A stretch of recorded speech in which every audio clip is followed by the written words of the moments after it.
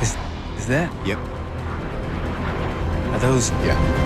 여러분 안녕하세요, 삐맨입니다. 최근 스파이더맨 파프롬 홈에 이어서 어벤져스 4편에 다양한 유출이 있었다는 점을 아실 텐데요. 오늘은 아이언맨 수트 마크 85, 일명 타노스 버스터로 불리고 있는 수트와 관련된 소식들에 대해 총정리해보려 합니다. I'm the best. 우선 형태와 색상만 간신히 알아볼 수 있는 모자이크가 처리된 사진은 핫토이 디자이너에 의해 유출된 마크 85의 컨셉트 아트인데요. 디자인적인 측면에서는 색상 조합을 고려했을 때 1960년대에 나왔던 아이언맨 아머 345와 굉장히 유사한데요.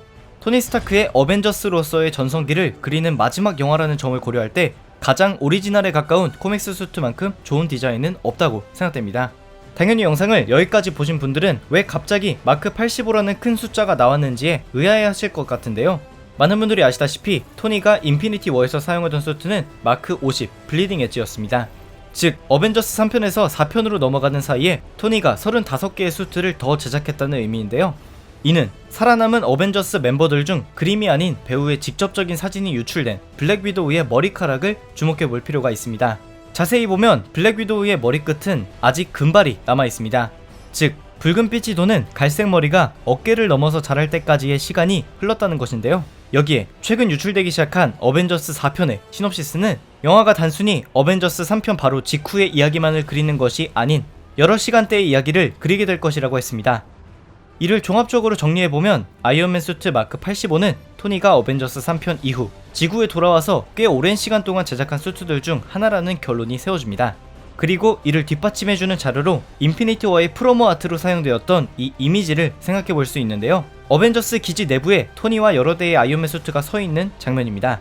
즉 어떤 이유에서인지 인피니티 워의 영화 내에서 차용되지 못한 이 프로모 아트 속 장면이 토니가 앞으로 할 것을 대략적으로 요약해줬다고 볼 수 있습니다. 한편 이렇게 많은 수트를 제작하는 데에는 다양한 이유가 있다고 생각되지만 어벤져스 인피니티 워의 부록 영상에서 감독들이 이야기했던 것들을 참고하는 게 가장 정확할 것 같은데요. Yeah, Tony starts the movie talking about the possibility of having a child and effectively loses one. As snarky as his relationship is with Peter Parker, he cares deeply about him, and to have him die in his arms will change him forever. 즉 뉴욕 한복판에 외계인들이 쳐들어온 악몽을 견딜 수 없었던 토니가 밤잠을 설쳐가며 아이언맨 수트 수십 개를 만들었던 아이언맨 3편에서의 행위가 이번 어벤져스 4편에서도 반복되어 총 35개의 새로운 수트를 제작해낸 것이라고 보입니다. 그렇다면 여기서 중요한 점은 이미 발전한 대로 발전한 나노테크 기술까지 적용된 아이언맨 수트가 이 이상 진보할 수 있는 방향은 무엇이냐는 것인데요. 새로 유출된 아이언맨 수트의 내부 골격이나 칼과 블라스트를 함께 쓸 수 있는 팔 부분, 그리고 초록색 아크 리액터마저도 아직은 제작 진행 단계인 만큼 맹신할 수는 없는데요. 이런 디자인적인 요소를 제외하고 고려해보면 바로 양자 영역과 관련이 있다는 것입니다. 마블에 어느 정도 관심을 갖고 계신 분들이라면 며칠 전에 토르와 로켓이 함께 있는 유출된 마블 장난감의 포장을 보셨을 텐데요. 포장지에는 아스가디언 토르가 적과 싸우기 위해 스톤브레이커를 들었고 로켓은 새로운 팀원들과 함께 더 큰 위협에 맞선다 라고 쓰여 있습니다. 우주선의 폭발로부터 생존하고 우주에 맨몸으로 있어도 죽지 않으며 행성의 열을 직접적으로 맞아도 죽지 않는 토르가 수트를 입을 이유는 아무리 봐도 양자 영역에 들어가기 때문인 것으로 판단되는데요. 이는 앤트맨과 와스프에서 행크 핌이 입었던 수트와 비교해봐도 굉장히 유사합니다. 게다가 하단부에 그려져 있는 캡틴과 캡틴 아메리카와 캡틴 마블도 확인해보면 캡틴 아메리카의 경우 토르와 유사한 수트를 입고 있는 것을 확인할 수 있습니다. 즉 생존한 어벤져스가 양자 영역에 들어가는 것은 기정사실화된 것인데 토니의 경우 앤트맨과 함께 움직이는 것이 확인된 만큼 원활한 양자 영역의 이동을 위해서 아이언맨 수트가 진보하는 것으로 보입니다. 마지막으로 계속해서 유출되고 있는 컨셉트 아트 덕분에 많은 분들께서 다양한 정보들을 얻어가고 계신데요. 비록 어벤져스 4편은 재촬영까지 종료되었지만 아직 개봉까지 반년 이상이 남은 시점에서 이러한 컨셉트 아트에 의존하기는 힘들어 보입니다. 우선 개봉이 되기 한참 전부터 만들어지는 컨셉트 아트, 그리고 개봉 직전에 공개되는 프로모 아트는 모두 마블 소속의 미술가들이 제작하는 이미지들입니다.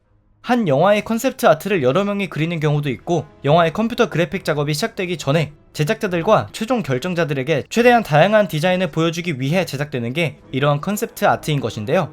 예를 들어보면 토르 라그나로크에 출연했던 헐크의 초기 컨셉트 아트는 지금 보시는 것처럼 영화의 최종본과는 굉장히 다른 모습을 확인할 수 있고 에이지 오브 울트론의 경우에는 울트론 본체들이 모여서 하나의 거대한 울트론을 생성하는 컨셉트 아트, 영화의 최종 버전과 이질감이 굉장한 1세대 헐크버스터의 모습도 확인할 수 있습니다. 게다가 촬영장의 사진과 동영상이 대거 유출되면서 공개된 레드 앤 블랙 스파이더맨 수트도 원래는 스파이더맨 홈커밍의 컨셉트 아트에서 공개된 디자인이었습니다. 그리고 최근 굉장히 이슈가 되고 있는 칼을 들고 있는 타노스의 모습을 보고 건틀렛 말고도 다른 무기를 사용하는 타노스를 볼 수 있겠다고 생각하셨겠지만, 사실 칼을 들고 있는 타노스의 모습은 이미 어벤져스 3편 인피니티 워 공식 프로모 이미지에서도 등장했었습니다. 이 공식 프로모 이미지에도 등장했던 칼이 결국은 영화에는 한 번도 비춰지지 않았기 때문에 결론적으로 보면 컨셉트 아트와 프로모 아트는 영화의 개발 단계에서 디자이너들의 상상력을 총동원한 작품이거나 영화의 내용을 요약적으로 보여주지만 그 맥락만 같을 뿐 세부적인 요소들은 실제 영화와 다를 수 있다는 점입니다. 네, 그래서 오늘은 아이언맨 수트 마크 85 타노스 버스터에 대한 정보와 기타 어벤져스 4편에 관련된 정보들을 정리해봤습니다. 재밌게 보셨다면 추천과 구독 부탁드립니다. 감사합니다. 지금까지 삐맨이었습니다.